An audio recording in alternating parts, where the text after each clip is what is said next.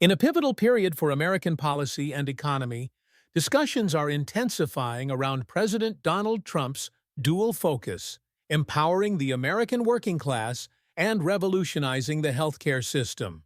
His pronouncements have been analyzed by investment experts, signaling a strategic shift towards strengthening the economy of Main Street rather than solely concentrating on Wall Street. Issue. Concurrently, the Food and Drug Administration (FDA) is actively implementing bold initiatives aimed at significantly cutting prescription drug costs and modernizing its approval processes with cutting-edge technology, particularly artificial intelligence. Part 1 News. Focus Champion. Pioneering the American worker and inclusive economic growth. President Donald Trump has consistently articulated his commitment to the American workforce, positioning himself as the president for the workers, not the outsourcers, and someone who stands up for Main Street, not Wall Street, who protects the middle class, not the political class, and who defends America. He has vowed to defend the American dream and defend the American citizens, a promise he reiterated at a recent NRCC dinner stating, "That's my job. I have to defend that." This stance finds resonance with investment expert Lynn Forrester de Rothschild, CEO of E.L. Rothschild. In a Time op-ed, de Rothschild argues that decades of neoliberalism have produced communities in despair, disconnected from prosperity, and too often ignored by our most powerful institutions.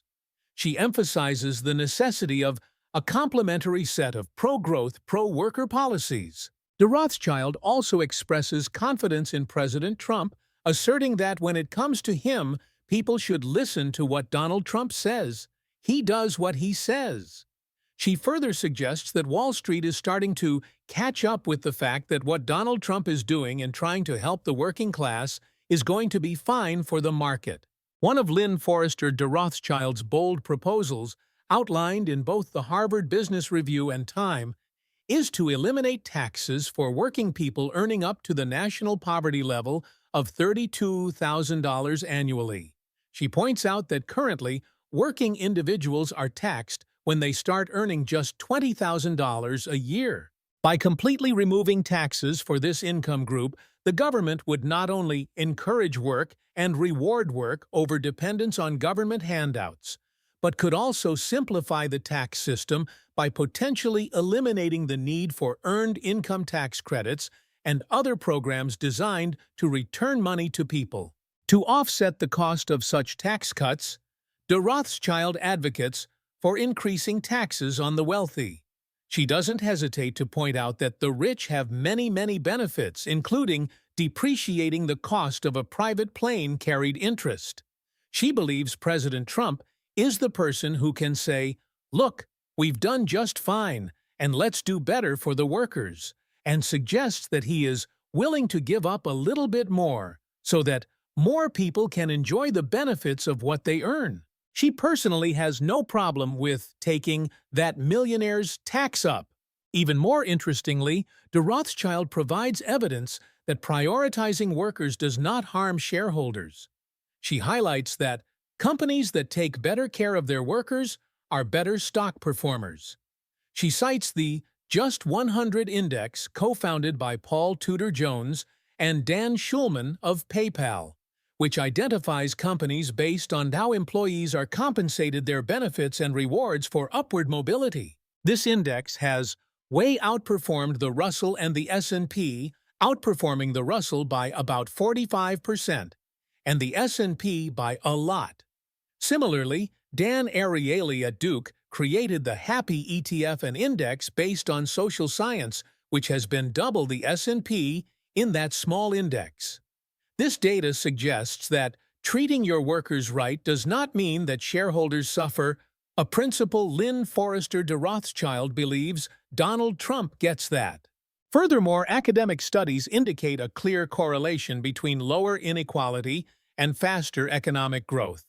De Rothschild points out that when we had in this country lower inequality, roughly from 1945 till 1980, we had faster rates of growth than we've had since from 1980 till now, when our inequality has been much higher. Thus, studies suggest that if we can reduce inequality, spread the wealth, our growth will be greater. President Trump appears to understand this, as evidenced by his significant increase in working-class votes in 2024, winning 56% of the working-class vote, up from 50% in 2020.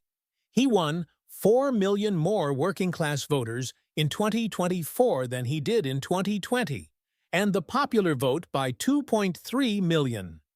This strong showing implies that these working men and women made him president and gave him Congress, ensuring he's not going to forget about them. Despite President Trump's current focus on foreign policy, including recent successful trips to Saudi Arabia and Qatar, where he discusses peace deals, tax deals, and trade deals, the overarching message from this expert is that Wall Street should not freak out about this, as a pro-worker agenda can ultimately lead to overall market strength. Part 2. A strong step forward. Cutting drug costs and modernizing the FDA. Shifting to another critical domestic front, the Trump administration is taking aggressive steps to overhaul the U.S. healthcare system, particularly targeting the exorbitant cost of prescription drugs. The president has promised that some pharmaceutical prices will be reduced almost immediately by 50 to 80 to 90%. He has stated that Big Pharma will either abide by this principle voluntarily or will use the power of the federal government to ensure that we are paying the same price as other countries. Part of this strategy involves actively cutting out the middlemen in the drug supply chain. Dr. Marty Makary, the FDA commissioner and a key figure in this initiative, has offered profound insights into the issue. He clearly states that the fundamental problem in healthcare is that we've had non-competitive markets. To illustrate the absurdity of the current system, Dr. Makary provides a striking analogy. Imagine buying a Ford for $175,000, a regular car, and then hearing that people in London are buying it for $10,000 every day, all day long. He unequivocally labels this as the craziness of this system. Dr. Makary anticipates that Americans will soon see a dramatic drop in drug prices, characterizing the current pricing model as the Great American Ripoff. He emphasizes that companies are charging Americans 5 to 10 or 12 times more than what they charge in other wealthy countries, not just in poorer parts of the world. To combat this, President Trump has declared his intent to use the full power and authority of the executive branch, all of it. This includes leveraging the trade representative, the DOJ, looking into monopoly pricing or price collusion, and the immense purchasing power of the largest payer of drugs in the world, Medicare and Medicaid. Dr. Makary also asserts that the FDA itself has tools to contribute maintaining good relationships with the pharma companies. While they want to see American pharmaceutical companies thrive, they will not tolerate being ripped off with these crazy cockamamie pricing schemes where in other countries they're laughing at us. Dr. Makary explains that this problem has persisted for so long because nobody's called them out, and a lot of people have been getting rich.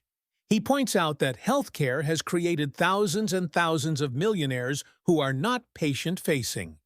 In the case of drug pricing, it's multifactorial, with various stakeholders having a piece of the pie. The problem involves middlemen marking up the drug, and sometimes hospitals marking up the drug. Crucially, the drug is also priced differently for the United States, and sometimes the kickback that is paid to the middleman is built into the price that pharma has to price the drug at. These issues are uniquely American.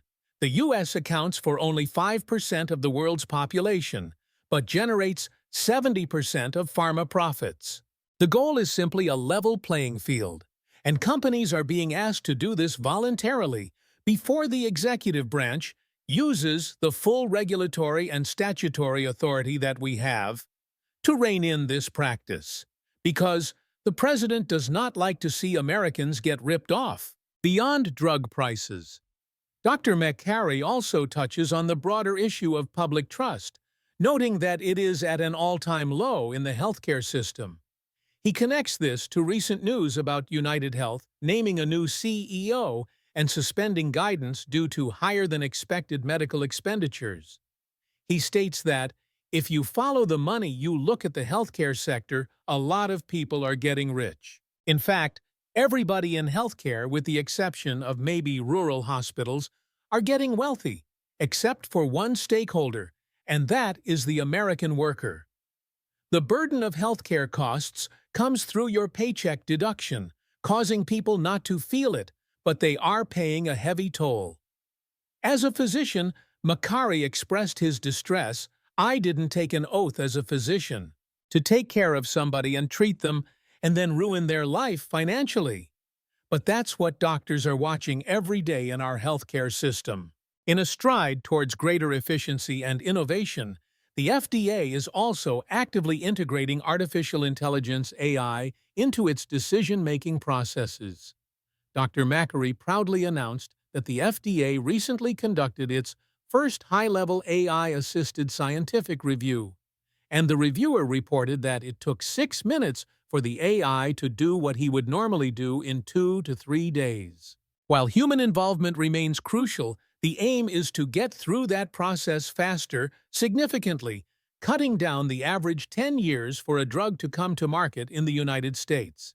The FDA has an aggressive plan to get AI-assisted reviews agency-wide by midsummer. Furthermore, in line with broader deregulation efforts, the FDA has also reduced requirements for animal testing. Dr. Macari explains that animal testing of drugs is not very good and not very predictive, whereas computational modeling and lab testing is now equal or better. This shift not only saves time, but also lowers costs of research and development, ultimately aiming to promote America's inventors and developers to bring more cures to Americans with more rapid approvals. These far-reaching policies, from reshaping the economy to prioritize workers, to reforming the healthcare system and advancing technology at the FDA, signify a profound strategic shift. One might ponder if these initiatives succeed in significantly boosting the working class and dramatically lowering drug prices. How might they fundamentally reshape the American political landscape and the dynamic between private enterprise and government intervention?